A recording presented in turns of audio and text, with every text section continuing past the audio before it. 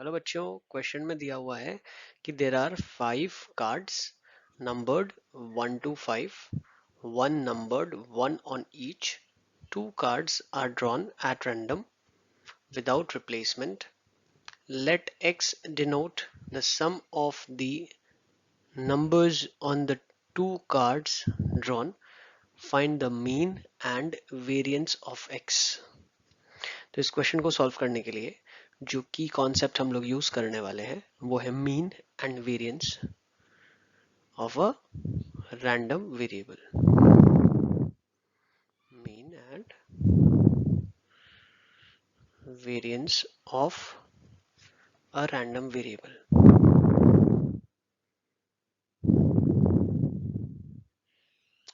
X denote करेगा कि सम of numbers क्या आएगा जब हम दो कार्ड को ड्रॉ करते हैं। तो x की जो वैल्यूज है वो अगर आपने सबसे पहले मान लीजिए 1 निकाला या 2 निकाला है ना, तो सबसे छोटा कार्ड जो आप निकाल सकते हैं, लेट्स से आपने 1 निकाल लिया, तो दूसरा जो सबसे छोटा कार्ड निकाल सकते हैं वो 2। तो x की वैल्यू 3 से स्टार्ट होगी क्योंकि सम ऑफ द नंबर्स जो दो कार्ड में निकलेंगे वो 3 कम से कम होगा। सबसे बड़ा निकालने के लिए लेट्स से आपने 5 निकाल लिया, तो उसके बाद जो बचेगा वो 4 रहेगा, उससे बड़ा निकाल नहीं सकते आप, तो सम 9 हो जाएगा। तो सम 3 से लेके 9 तक पॉसिबल है। अब हम इन नंबर्स के निकलने की प्रोबेबिलिटी निकालते हैं। तो probability of x is equal to 3 का मतलब है 3 आने की प्रोबेबिलिटी क्या होगी। तो 3 आने की प्रोबेबिलिटी के लिए 1 आ जाए पहली बार में, फिर 2 आ जाए, या 2 आ जाए फिर 1 आ जाए। तो ये आपके लिए हो जाएगा 1/5 इंटू 1/4 या 1/5 इंटू 1/4, है ना। तो ये बन जाएगा 1/5 इंटू 1/4। तो ये हो जाएगा 1/20 प्लस 1/20 जो कि हो जाएगा 1/10।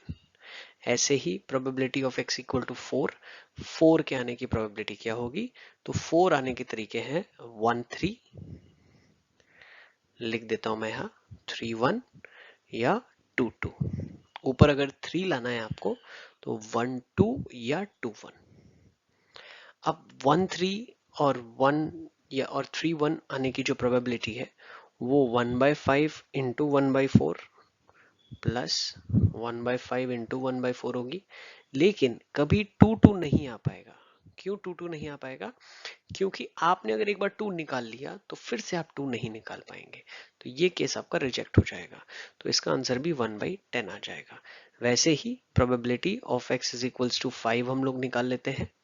तो 5 आने के केसेस हैं 1 4 4 1 2 3 3 2।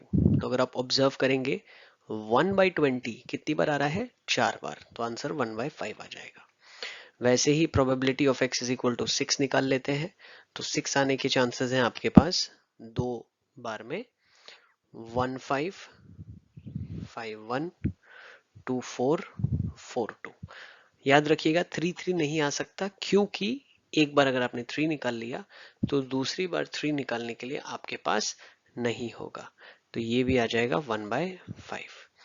वैसे ही probability x is equal to 7 की अगर हम निकालते हैं तो मैक्सिमम आपके पास 5 है, तो या तो 5 आएगा, 2 आएगा, या 4 आएगा, 3 आएगा, और बाकी जो दो पेयर हो जाएगी वो 2 5 और 3 4 हो जाएगा। तो x इक्वल टू 7 के लिए जो प्रोबेबिलिटी हो जाएगी वो वापस से 1/5 हो जाएगी। वैसे ही probability x is equal to 8 की अगर हम लोग बात करते हैं तो 8 के लिए जो प्रोबेबिलिटी होगी वापस से वो हो जाएगी 5 3 3 5 और 4 4 नहीं हो पाएगा, तो ये हो जाएगा 1/10। वैसे ही probability x is equal to 9 की अगर हम बात करते हैं तो 5 4 या 4 5, तो वो भी आपके लिए 1/10 हो जाएगा। अब मीन और वेरिएंस निकालने के लिए हम लोग प्रोबेबिलिटी डिस्ट्रीब्यूशन टेबल बनाते हैं और मीन और वेरिएंस कैलकुलेट करते हैं।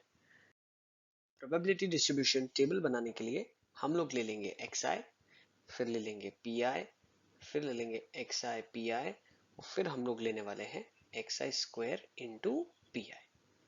तो xi आपके पास हो सकता है 3 4 5 6 7 8 और 9। अब पहले दो के लिए हमारे पास 1/10 था, ये भी 1/10 था, ये 1/5, ये भी 1/5, ये भी 1/5, ये 1/10 था और ये भी 1/10 था।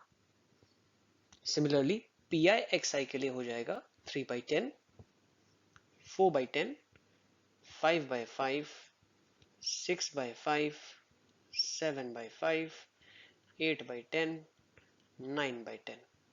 अब हम लोग इन्हें कन्वर्ट कर लेते हैं 10/10, 12/10 और 14/10 में, ताकि एलसीएम लेने में आपको काफी आसानी हो जाए। तो यहाँ पर summation of p i x i क्या हो जाएगा आपके लिए, 3 + 4 7 + 10 17 + 12 27 और 29 और 14 हो जाएगा 39 + 4 43 + 8 51 + 9 60, तो 60/10 जो कि बन जाएगा आपके लिए 6। Similarly x i square into P I निकाल लेते हैं हम लोग, तो एक्स आई स्क्वायर यहाँ पे मैं लिख देता हूँ, तो एक्स आई स्क्वायर आपके लिए बन जाएगा 9 16 25 36 49 64 और 81।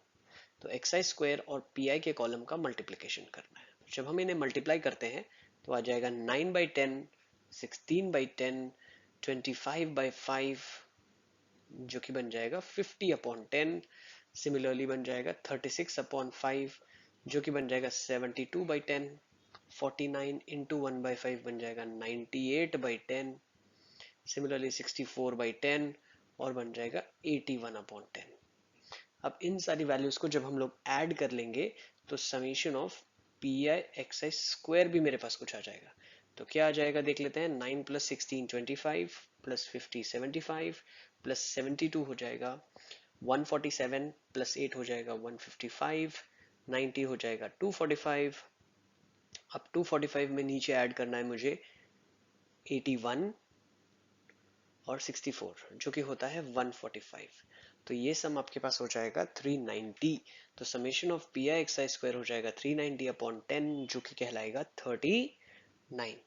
तो बेटा मीन का जो फॉर्मूला होता है वो होता है summation of p i x i जो कि है 6, और वेरिएंस का जो फॉर्मूला होता है वो होता है summation of p i x i square minus summation of p i x i whole square. तो summation of p i x i square कितना है 39 minus summation of p i x i है 6 उसका स्क्वायर, तो 39 - 36 हो जाएगा 3।